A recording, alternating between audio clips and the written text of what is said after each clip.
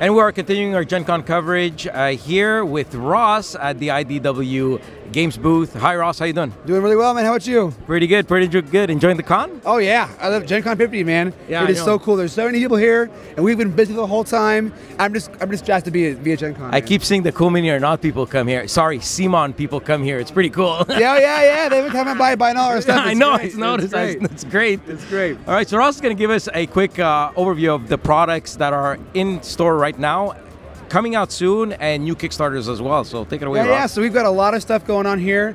I mean, we've been showing off, we can start at the top, right? So we've got our Atari line we've been doing a lot with. We have a lot of nostalgia going on with our video game stuff. So we have our Atari Centipede, we have Missile Command, and we have Asteroids coming out. So we were able to get 100 copies here early of Atari Centipede, which plays through you're the gnome and the centipede. It's very cool. Head-to-head game, right? So you're doing that. It's cool wooden meeples. And there's also a cool 4-player version as well, where you play head-to-head centipede and the gnomes as well. Awesome. That sounds cool. Awesome. So we've got Missile Command. We're coming out first quarter next year. Can't say a lot about it, but it's really cool. You might be buying a lot of missiles. It'll be good. No tweeting though. And then, and then you've got Asteroids coming out too. You guys got to come up with a promo, man. Promo. Who knows, I'm not going to get into the politics, but you guys have to. I mean, it'd be funny, right? And then we're doing our Asteroids as well. And that's super cool. We all like blowing up asteroids, so who knows what'll happen with that. So that'll be a lot of fun. Atari's been really loving us, so that's good stuff there. So going down the list, we've got our Legend of Korra miniatures. Yes. This is the first time we've shown them off here at the show, and kind of in general too. And so we're going to be launching in September. So we're going to be doing Legend of Korra 2-player box set. Okay. So it's a pro bending arena.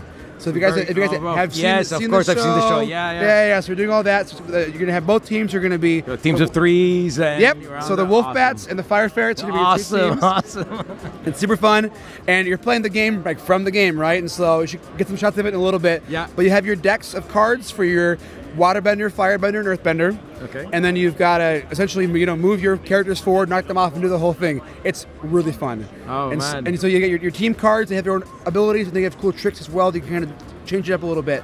So a lot of the minis in the case here. So during our campaign, we're going to be showing off some more teams from the show. Oh, very cool. So the okay, very Rabaroos awesome. and all those guys like that. So those are our cool minis with that.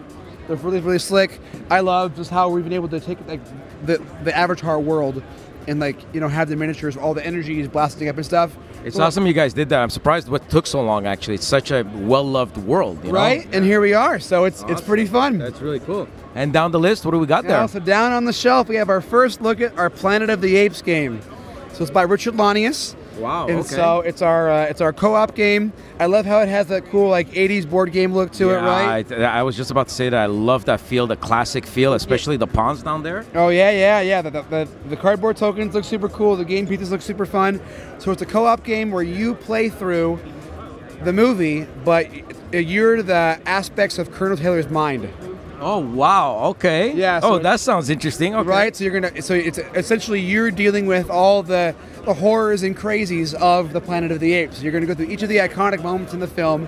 How does his leadership side deal with it? How does that side? So you're trying to all work together and not go insane, right? Oh, wow, that sounds really interesting. It's funny because you said it's Richard Lanius and he loves that whole insanity thing with the Cthulhu stuff, right? He loves thematic, man. He was here yesterday and he was like, "Oh, I watched the movie like 40 times," and then I was like, "I had this idea and this idea." Then I said, "Oh no." Wait, he just really got into it. I'm looking forward to this one. It's funny because that copy, that's the first production copy, and it showed up as we were packing the pallets for GenCon, and I'm like, oh, I want to play with that version, and I'm like, but we gotta get ready for GenCon, dang it, so. And if anybody knows Ross, he loves to play. I really do, right? I mean, so it'll be good. We'll get back and we'll do it up, and get some beers to make it happen. Awesome, right? So that'll be fun. And do you have a release date for that or planning? October. That'll be October. Yeah. Super. We're gonna have a heavy quarter 4. Okay. So we got a lot of games that are coming out a little bit later. It's gonna be super fun, and I'm just we've got so much stuff, and it's all good quality gaming, which is and there's also Seikaitsu, which we've gotten the review copies for that, so we'll be showing you a review for that. Right? So Seikaitsu, super cool. It's Matt Loomis and Isaac Shelev, right? And so it's a perspective abstract game. Okay. So what you're doing is you're trying to make the best view from your pagoda. So you've got these 2 tokens in your hand, you draw one, play one, and they've got colored birds and colored flowers on them. So you can score on your turn if you have birds of the same color next to each other. Okay. And then at the end of the game, it's all about the view you have. So along with the birds, there's these flowers on there. Okay. And so depending on how many of the flowers of the same color are in your row, that's how many you score. Oh, very cool. Okay. But the thing is, if pink's scoring this way and blue's scoring this way and green's scoring this way, you may want to get those extra red colors, but at the same time, you don't want to give up too many blue flowers to your neighbor. Oh, very cool. That sounds really It's interesting. very thematic. It's really, really cool. It's been flying off the shelves. I'm really jazzed for it. Yeah, I'm pretty sure this is one of the most looked out games, actually, Yeah, for yeah. GenCon, It's been really hot. It's been really cool. It's been on a lot of top lists before the show, Yeah, too. that's right. I love this game. It's great. Awesome. Well, we're going to bring it for you in the reviews real soon, that one and Centipede.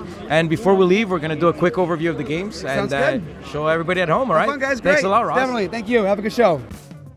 Subscribe now to our channel to stay in the loop. If you like our work, help us continue by sharing the channel to your gaming group. Thanks for watching and happy gaming.